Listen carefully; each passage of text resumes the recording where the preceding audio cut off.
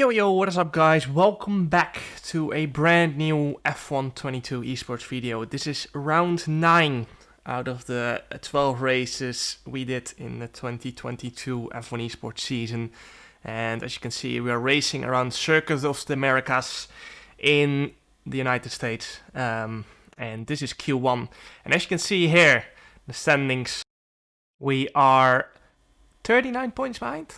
Lucas Blakely, 41 points behind Lucas Blakely going into Circuit of the Americas. We were a lot more behind though. We were, I think, 59 or 58 points behind after Monza, where we scored 0 points. And yeah, as I said last video as well, we need to win almost every race in order to still be in this championship fight. So that is our aim. We're going to take a lot of risk every single race. We're going to go well past the limit or on the limit, or we're going to try and be on the limit, but in order to do so we're going to have to take a lot of risk, and that's what we're going to do. As you can see now, we are rounding off our first Q1 lap here into the final sector, and ideally we go into Q2 on a single set of tires, but that is very, very hard, especially around such a long track where if you're just a little bit off the limit, let's say you lose 100 in every corner, you're going to end up easily 2/10 off, as I missed the second last corner as well. So it hasn't been a good lap, not gonna lie. Final corner is pretty good though. Very on the limit, a lot of entry speed, and it's only P4 with still a lot of people to finish off the laps. And as you can see there in the top left, P12 by the time we start our next lap, as yeah, just so many people still improved on that first run. So new set of tires once again. And we need to nail this one to get into Q2. Went a little bit wide in turn 1 and lost initially a lot of time, but we carried a lot of momentum. So we gained it back to our delta, but it's been far from ideal, that turn 1. So we need to gain that back as fast as possible. 200s down on Marcel Kiefer in P10. And as you can see there, we've gained a bit of time back. A little bit of a slide though, and that probably costs us more time gain through that section. So hairpin coming up, this one is so important. It's so important to brake late, carry a lot of minimum speed, and then also get a good exit, because that's how you gain the most time. You can't just sacrifice one for the other. And into the next left hand, there we go. Final corner of sector 2 coming up. 400s, 500s up, and we're gonna try and gain some time on entry, but we did gain time on entry, but we lost it out on the exit again, even though the exit is so short. It's hard to find a balance, of course, which is the art of getting your qualifying lap together. Again, around 100 gain, and that's just what we need. It's just going to be so close towards the end of this qualifying session. Nicolas Longuet goes P1 with a 31.888. Through the fast left-hander we go. You can see a 10th time gain. We were a little bit hesitant on that final corner, and we lost like half a 10 there again, but it's P6, and that's pretty easily gonna see us through into Q2, which is all we needed. I was a little bit safe in the final corner because it's easy to get a track limit warning and an invalidation. So yeah, our teammate Jake Venom goes through by 200ths of a second, and yeah, just squeeze through into Q2. So onto Q2 we go then. We're currently P2, which was set on a used set of tires. Everyone went out on a used set of tires at the start of Q2, just to get a benchmark in, you know. And now we've bolted on a new set of tires. And we're going to try and once again go through on a single set of tires. So we have 2 new sets for Q3, if we do manage to. But as I said, USA is a very long track. Kota is a very long track. And there's so much time to gain in so many corners. It's such a hard track as well, very technical. I need to try and balance out drag versus downforce in the setup. And through the fast S section we go. We need to be smooth on the wheel to not scrub rubber off, because tire wear is pretty high around here. So you need to keep the tires alive until the last sector as well, where you need the mechanical grip. So if you manage to save them, you've got that little bit of extra juice left in them. 3/10 up into the hairpin we go. Again, 500 gain through there. Could have been a little bit more, I think so, but just didn't quite nail it. Danny Bresnay did improve on us on a new set of tires, obviously, because the tire is high. So lots of time to gain once you bolt on a new set of tires. through the next left hander. Gained loads of minimum speed there.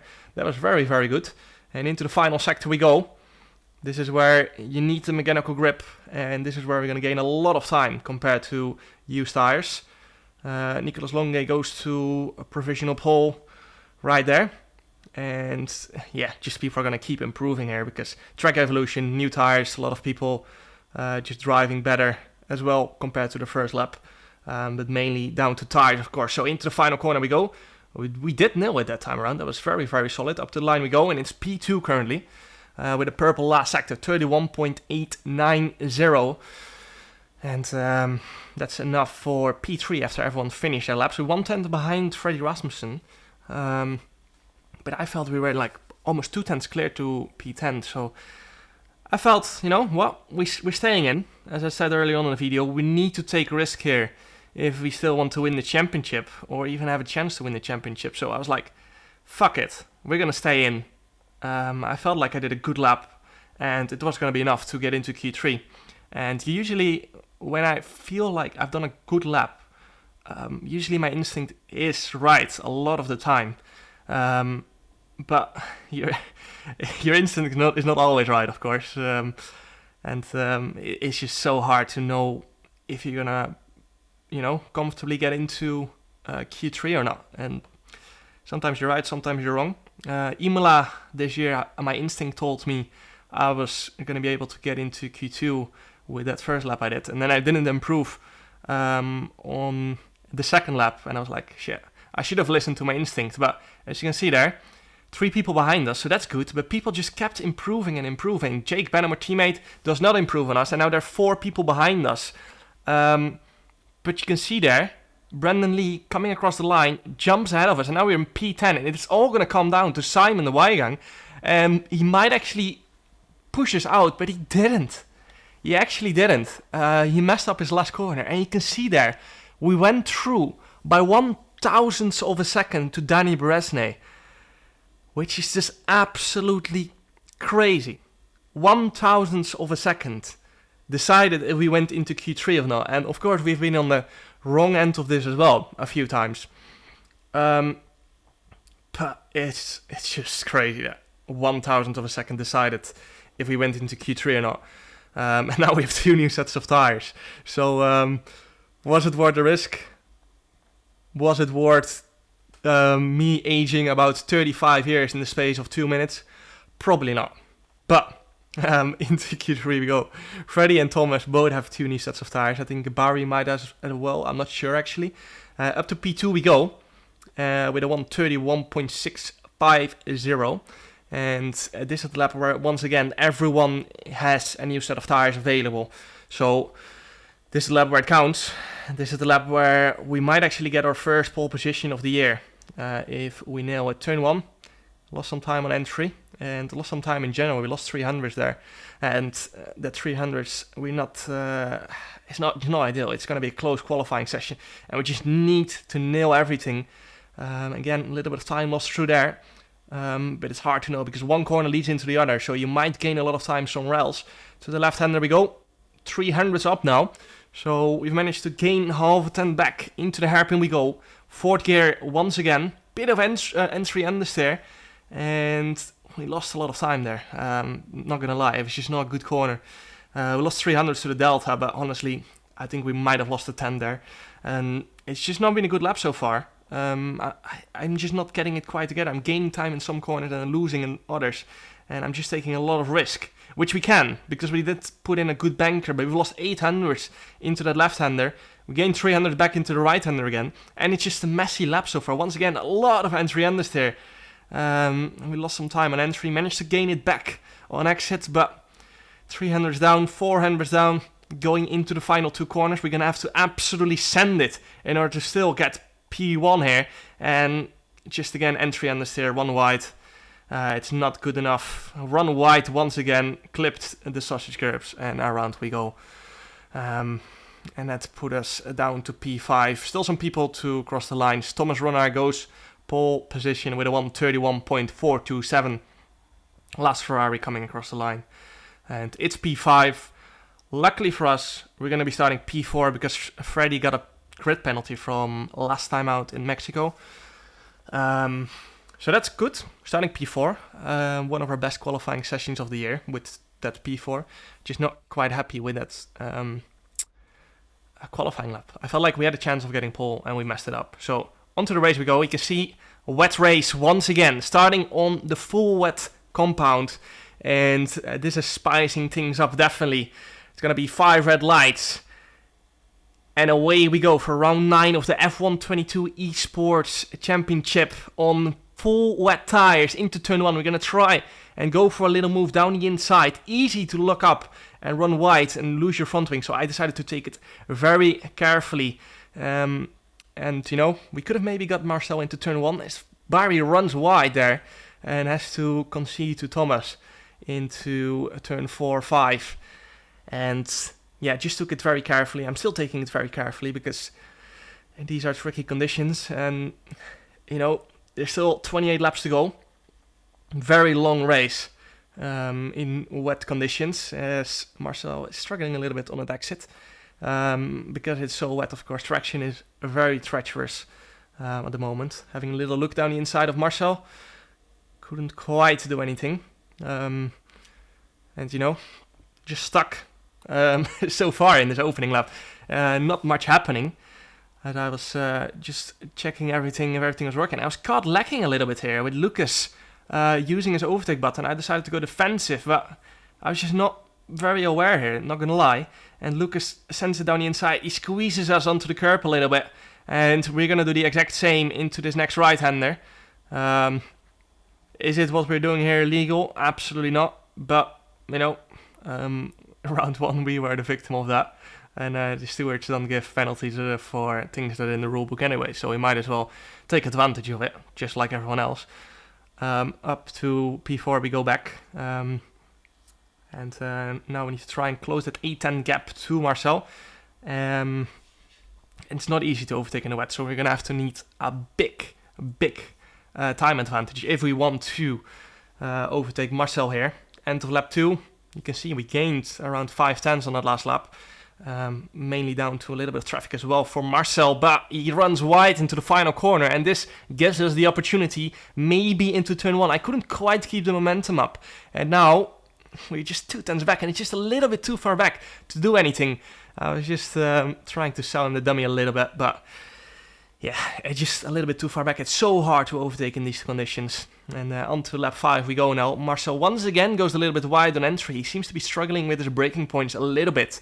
And entry understeer is making him make those mistakes as well, of course. So again, you can see we kept the overtake button on. Marcel turns it off, and now we're going to have the slipstream into the next left-hander. I'm going to be braking very, very late into the next left-hander.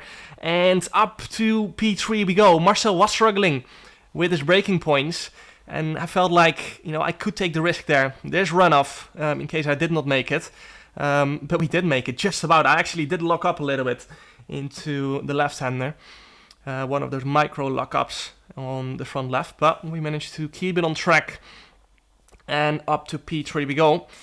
Lap 7 now. Thomas runs very deep into turn 1, but Barry just couldn't quite get close enough, and Thomas had a lot of those lock-ups into turn 1, run wide a lot of the times, but somehow Barry just didn't quite manage to get past. So yeah, as you can see there, I'm braking so much later.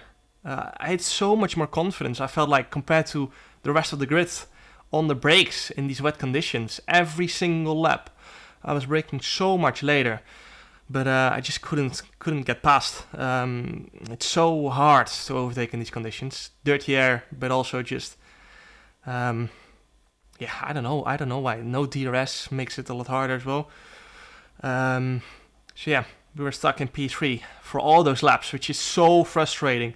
And then we had to box on the same lap as well, because it was so clear that boxing on that lap was going to be the best. That, yeah, I had to follow them in, which is frustrating. Because then we're going to come out once again behind them on the same tires, on the same strategy. Nothing you can do.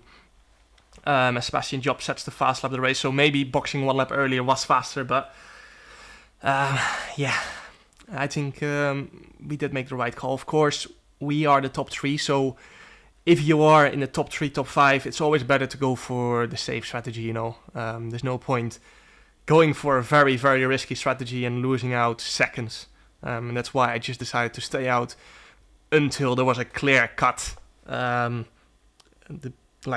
strategy change where we had to move on to another tire. And now there's I think an Aston Martin in front there. We're still in wets, and you can see he's losing so much time. Because he's just overheating like absolutely crazy probably. So we need to get past him as fast as possible. We have quite a big gap behind us, so we are not really under pressure here. And that's why I decided not to use any of my overtake there and just save it for later on. Because if we do not manage to get past the Aston fast, we don't get pressurized by Alvaro behind us. However, Barry needs to get past fast though, because otherwise we are right there behind him, 3/10 behind him. As Barry runs a little bit wide into the long left-hander, doesn't get a good exit, onto the curbs he go, and now suddenly we have a little chance into the long right-hander. We get the dirty air from the Aston though, so unfortunately we couldn't stick it around the outside, and the Aston had a big moment, so he was struggling on those overheating tires. However, we're right behind Barry now, 2/10. He lost a lot of time, and we're going to pressurize him into turn 1 for sure. We're going to turn on the overtake button. Again, traction is so hard when you're behind another person in wet conditions. But however, we're going to go for a little look down the inside, but I just wasn't far enough alongside, and I decided, you know what, this is not worth it. Not worth to get involved in a crash. That would be my fault, because I wasn't alongside on turn-in, which is the rule in F1 Esports. You need to be alongside on turn-in point. Alongside means front tire needs to be, I think, at least past the rear tire, if I remember correctly. So yeah, if Barry did turn in there, then that would have been our fault. On to lap 20, however, you can see it has stopped raining, and the lap times are tumbling down. It is going to slick soon. However, nailing that is very hard, but you can see the track is clearly very, very dry at this point. Still some wet patches here and there. I decided, you know what, we're gonna go for a fresh set of softs here. 6 laps to the end. And Brandon Lee is in P4. He's doing a very, very solid race, not gonna lie. He's driving phenomenally. I'm not sure where he started, but it was quite far down the grid. He had great pace, boxed on the right moments, and yeah, he's just nailing it. So GG's to him so far.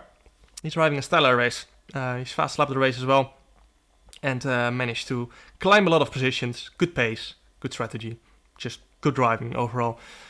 Into the box we go, as once again, it's just a clear-cut moment of when we had to box. So once again, we just have to follow the guys ahead of us in, which is frustrating, you know. You want to do the opposite. However, it's not worth doing the opposite if you're going to lose 2 seconds. So, yeah, we just had to accept that we were going to come out once again in P3, which is frustrating, but it is what it is.